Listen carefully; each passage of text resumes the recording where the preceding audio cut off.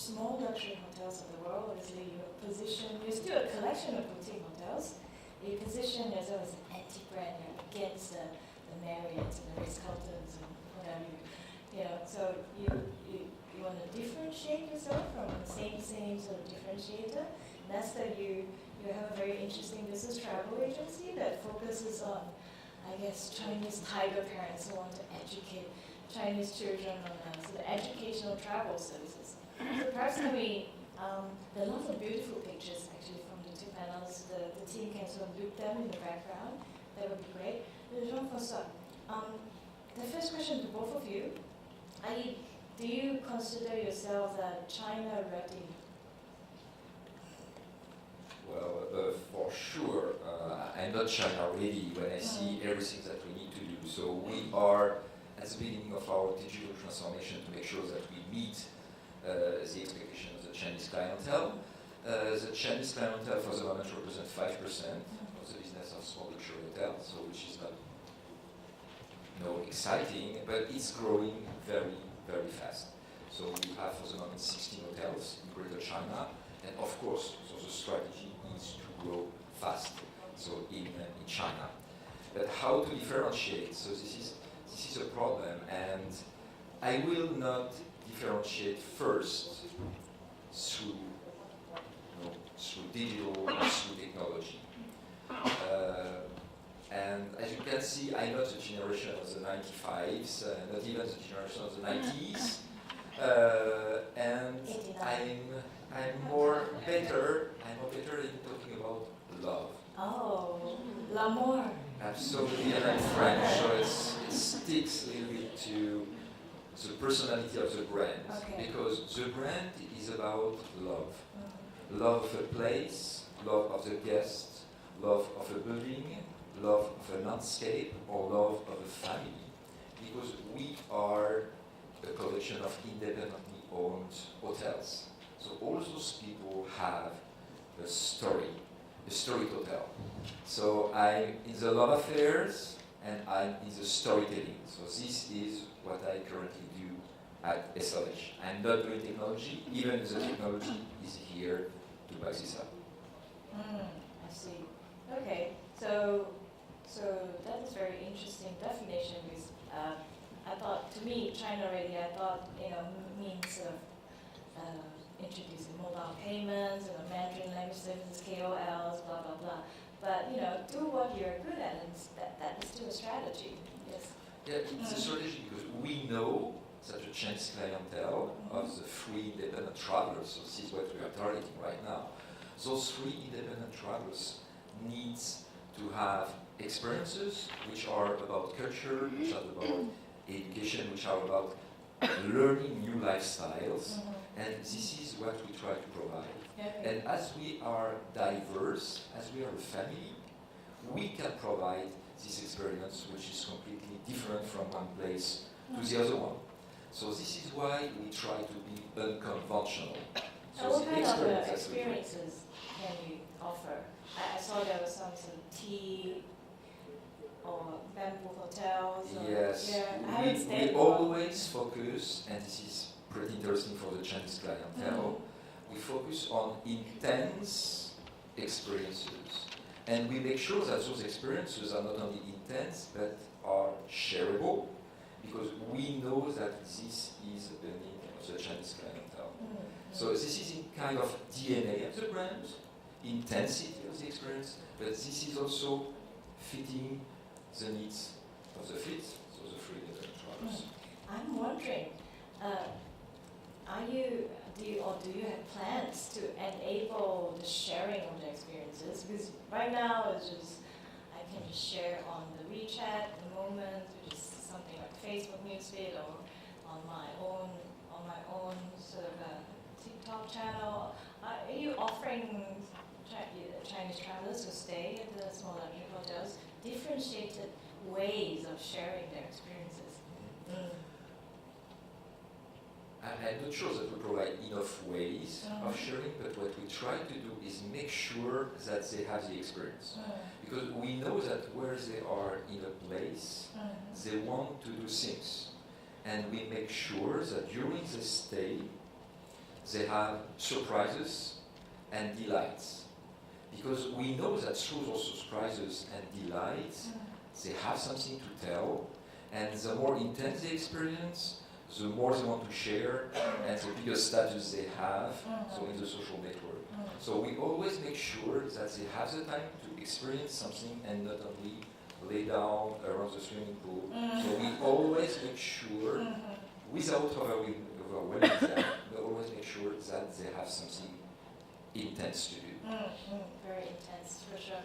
I mean, Esther, your company also offers very intense. I should probably just tell people very briefly what New Chapters is about, because we're not a brand like small luxury hotels where it's very obvious what the brand is and they're much more well known. So New Chapters specializes in high-end educational and lifestyle programs for Chinese families and groups of Chinese adults. So we've actually grown organically in China over the last few years. We've been very lucky to grow through word of mouth.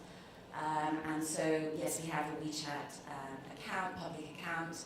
We have Weibo, but there are many, many more things that we need to do to be China ready. And I think now is the time for us really to grasp all those opportunities which we're looking at the moment to really step change the organic growth that we've had to date. There you go. I got you some pictures. Yeah. Yes. So those are some example pictures, and there are many more of the lifestyle and educational programs that we do. So you can see that many of them are family oriented. So they're very much for Chinese families who really want to give their children an international exposure and appreciation of Western culture. And Chinese parents are very education and acquiring of new knowledge is so important. I mean, all of you will probably be aware of how important education is to Chinese parents. And they're looking at how they can make their children more competitive in today's world. And that's really what we're about in terms of giving them the experience, but also giving them the edge in our increasingly international world. How, to what level and to what price point are we talking about? Okay, so I mean, we're all about giving our clients privileged access to people and places. So we get the best experts to teach them, be that about evolution and Darwin, be it about history, in terms of Churchill or Napoleon, and in terms of privileged access to places, we like to take them to places that the general public don't have access to.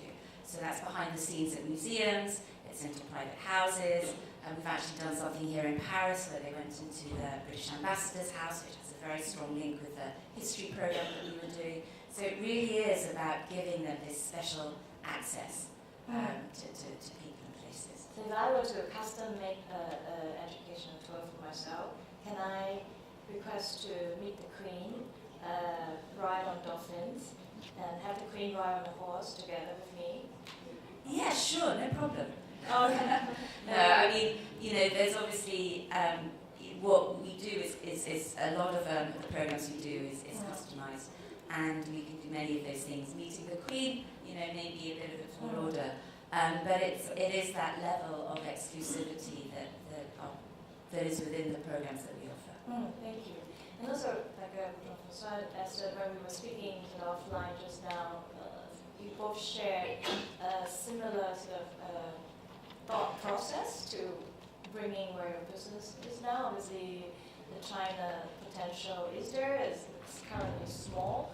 To what point in your business did you realize that your current offering are not meeting perhaps the entire needs of the Chinese luxury traveler? And how did that sort of realization come about? Was it through customer research? Was it through your CRM program? Can you give us some? Yeah, I mean, I think the Chinese luxury traveller, it's a wide cohort. There are many different types of luxury travellers. There are those that are into shopping and buying luxury goods, and that is still very big cohort. There's been, I think, very notable over recent years, people who are looking for more experiential travel. something different to the norm. They just don't want to go and see the typical sites. How do you find all this out? This is really through traveling to China and being in China for a number of years. And there is a growing desire now for adventure and for going different places, and also for learning. And I'd say there's light learning, and then there are those who are really passionate about a subject, who really want to go into something in a very deep way, very immersive learning. So the luxury traveller, I think, can be segmented into a number of different areas. Yes, they like to learn. What we see in our hotels is that we have two different ways to create this experience that the Chinese clientele likes. It's on the one side creating experience around wine. So wine is something that they are more and more passionate about, they are more and more educated about, and they are more and more willing to learn. So we have dedicated tours around all the different regions where we have vineyards, and this is something that they are really crazy about. What we have also is experience around eco-friendly initiatives, because we have asked some Chinese travelers after a big fair about travel, how do they select the properties for their travels? And 70% of them say that they selected using the criteria of the eco-friendliness. So the more eco-friendly you can be, so the more clean and green you can provide, so the better in terms of experience. And you can see here one of our properties, which is really immersed in the vineyards in Argentina, so in Mendoza, so which is really a great example of the immersion that especially the Chinese clientele likes. Esther, do you have that demand for sustainability and eco-friendliness from your customers?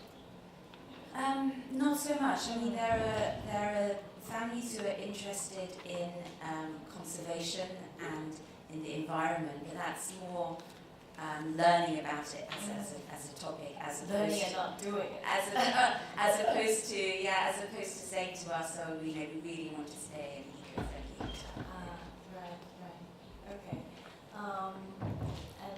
You talk about CRM, so I think it's important for us because one of the previous speakers says that personalization is the new luxury. So this is really what we try to do also for our travels. So to do that, of course, we have built a CRM to make sure that we know our customers.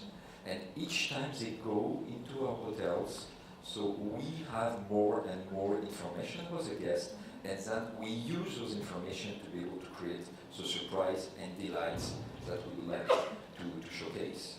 The only problem that we have for the Chinese clientele is that we have our CRM, so which is on the western side, so which is big CRM, Salesforce, very efficient, but when it comes to the Chinese clientele, so we are for the moment unable to make the link between the WeChat CRM that we are using, because WeChat is not only social media, it's a full ecosystem, and we are starting to use a CRM. And for the moment, we are trying to connect this CRM, so with WeChat, with our current CRM. And this is really what is important, because we cannot have two environments, we cannot have two worlds in terms of knowing people. Either we know them, or we don't know them. Yes. And the promise that we have, the brand, is to make sure that we show that we know them. So what's the solution?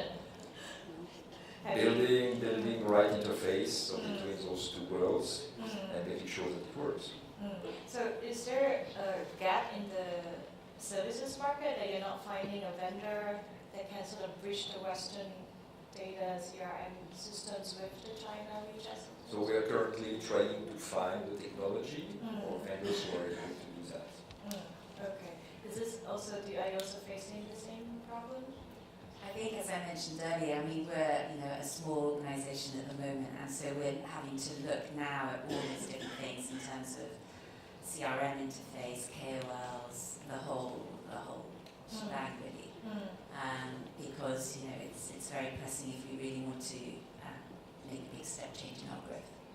But interestingly enough, is that we managed to have the link and to make the bridge between China and the Western world in terms of technology through Instagram. So nobody talks about Instagram because everybody talks about Weibo, WeChat. But many Chinese, when they are abroad, still use Instagram. And we create the link with the Chinese clientele, so when they come to us also through Instagram, because once they are out of China, so they jump to their Instagram account and they post. And you know that's the same person. And able to we try to identify that this is the same customers. Yeah, it's not easy. I'm gonna throw it open to the floor now for any questions. I've bribed some people to ask questions just now. But it is very, it's such a niche and a bespoke area of experiential, marketing. Do the audience have any, is someone also facing the same struggles, or do they have questions around other areas of managing a luxury hotel or a bespoke educational travel service? I mean, what I would say is that we play in a niche market, but it's a niche market in China.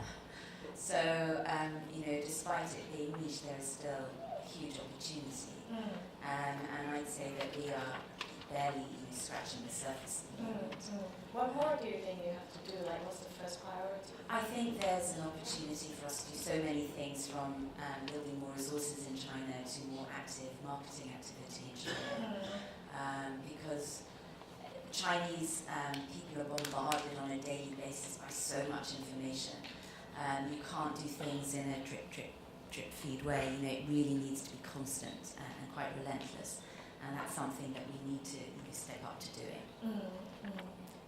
And I mean, for us as well, it's a very personal service, very personal business. And a lot of how we grow our network is through salons, it's through personal word of mouth. And so it's about actually upping the volume of that activity, not just in the key cities, but also reaching out into tier 2 cities as well. From our side, what we have understood is that to make it happen on the Chinese market is to make sure that we work on communication and that we create a community. I think the sense of community is very, very strong in China, and this is what we really have understood over the previous years, and this is what we try to build. So not only a brand, so which is basically an anti-brand, because our brands are the hotels themselves and not the small luxury hotel brand, but also to create a community around those experiences to make it stronger. So community is really something that is driving my strategy now on the Chinese market.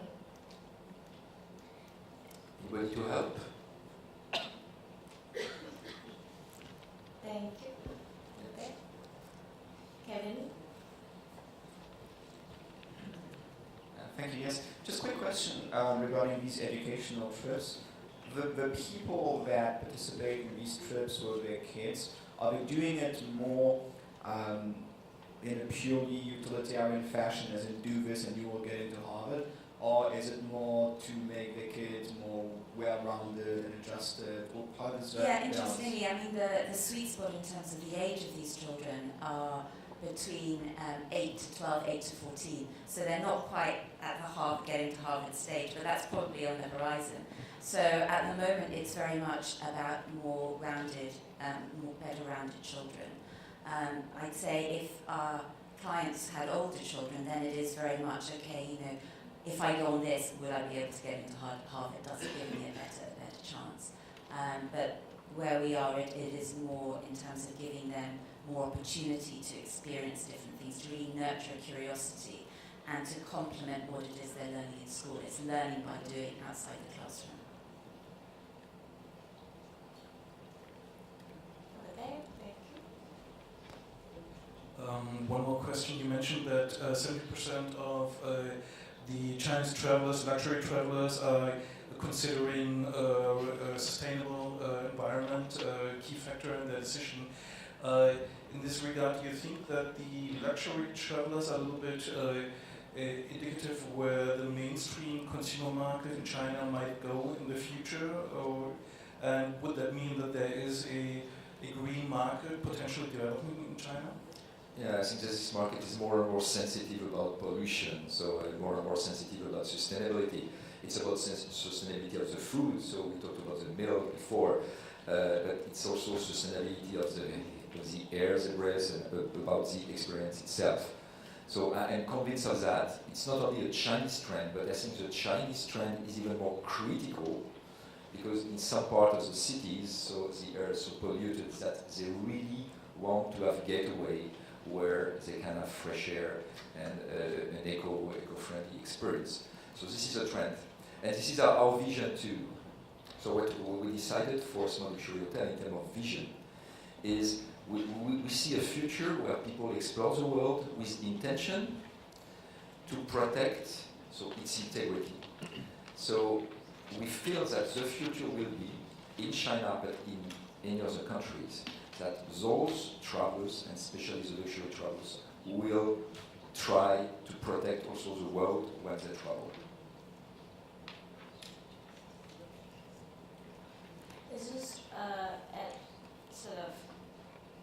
is this against the core, like it's the push for sustainability and eco-friendliness and being green?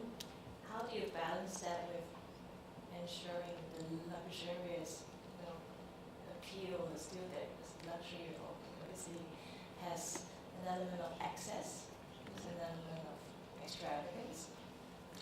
No, it's not that luxury is not only about thrills and frills. Luxury is about the authenticity of the experience. And this is why we see that, especially for the Chinese clientele, one of the most popular countries in terms of destination is New Zealand. Because in New Zealand, they have some beautiful ecology, so this is really authentic. They are discovering a nice country with a nice landscape. So everything is fresh when you go to New Zealand. And this is so successful, so with the Chinese clientele. But it's not the luxury, this is just the luxury of the experience, the luxury of the place, the luxury of the amazing landscape, but also the connection with the people who are hotel owners and who provide that kind of experience. Yeah, I'd have to say, this isn't luxury, but we really notice that when the families are taken out of the cities, when we take them to Wales, for example, they love being outside in nature because most of our clients are from big cities, heavily, a lot of pollution. And so when they go with their families to places that are of natural beauty, they absolutely love being there. And it's a great environment to learn in as well. And we see a major trend in travel, luxury travel especially, is the trend of water as a destination. So people are selecting their destination not only to see a place, but to experience a specific type of water. And this is why we have very nice destinations. So in Japan, in the US, and everywhere in the world, water is seen as restorative, water is seen as healing, and people select now their destination just to find the right hot springs with the right properties of water. So we're talking about like onsen or lake houses. Yeah, and sometimes it goes very far. So we have one property in China which provide hot springs with tea infused, so tea infused hot spring. And you can select the type of tea, tea leaves. Yes, it's Elite Spring Villa. And you can select the hot spring and the type of tea you can relax in. And the different tea leaves have different properties, so either it is for the blood circulation, as well as for revitalizing, or for the energy, for healing different kinds of illness. And this is such a great experience. I don't know if you have already been in hot springs, tea infused, or bathing with not only tea leaves but tea flowers is just so great. One of the most amazing experiences I've ever had. So it's really, how do you actually communicate the intensity of such an experience? That's what I'm like. The Chinese consumers are very information hungry. So I'm just curious for both of you, what amount of information do you, and how do you, because you don't really use the technical tools we talk about, no live streaming and that kind of stuff. It's challenging. It's challenging, particularly as I find that Chinese consumers don't want text-heavy marketing material because they don't read. they want video, they want interviews, they want to speak to a person, someone in person. So capturing actually what we do and getting people to understand what we do easily is not as simple as just creating some kind of brochure. Because even this picture is very beautiful, but is that enough to communicate the intensity of your experiences? And this is why we are starting to use TikTok, because we know that picture is not enough, videos and interaction is much better. And this is why we say that we want to create this community to be able to share and to have leverage to be able to share the experience. I'm thinking also like a sort of a maybe left field question. Is there a reverse demand for the European market, European travelers traveling to China? Are there enough intensity, bespoke experiences, education experiences within mainland market for the Western consumers? Because I've had friends who said I never want to go to Beijing, and then some clientele is a little bit scared by China still, so they don't understand it. But it's not only China; it's some of the Asian countries. So China, Japan is also very scary for some people because they know that the culture is different. The culture is so intense that if you are not into it, you don't make the connection with people. The advantage of China is that China is more open in terms of language. There's no fear. No fear, and the connection is much easier with the Chinese people when you are in China than with, for example, the Japanese one. So it's easier in terms of access, but some people are still scared. But I think people are really excited to have this Chinese experience and that we push. So this is why we have hotels not only in main cities, not only in Beijing, in Shanghai, where they are the main hubs, but we have also a lot of hotels in the countryside where you can have that kind of experience. So say, pipeline, what are the newer experiences are you planning ahead for both your businesses? I mean, for us, it's really about it's about reach. It's about the marketing and sales activity in China. To be honest, we've got quite a wide portfolio of products already. Some of them have been tailor-made. Some of them have been products that we've taken out to clients. But it's not really. I don't think we're at a stage where we really need to innovate with lots and lots more products. It's really about finding the right clients in China for us, and I believe that there are many of them. I've seen in recent years a huge growth in educational travel. I don't know anyone who quite does the same as what we do, but it's definitely an area that Chinese families are investing more in. So for me, it's really connecting with those families in China. That's the key thing for us at New Chapters at the moment. Okay. How about you, François? Is there any collaboration with the C-Trip or online travel review sites, that kind of stuff, or are you just going it alone? We have all these amazing experiences. We have all those amazing people who are our hotelier. We just need to connect them with the right audience. So we are trying to connect with some travel agents, but C-Trip is very mass market for us. So we need to find the right media influencers to be able to target our clientele, so which is these free independent travelers, and not all of them, but a part of them. So we still need to find this connection. So this is why I'm here, so China Connect, so hoping that we will connect to the right people, or that we will be able to identify this segment of clientele which suits to our hotels.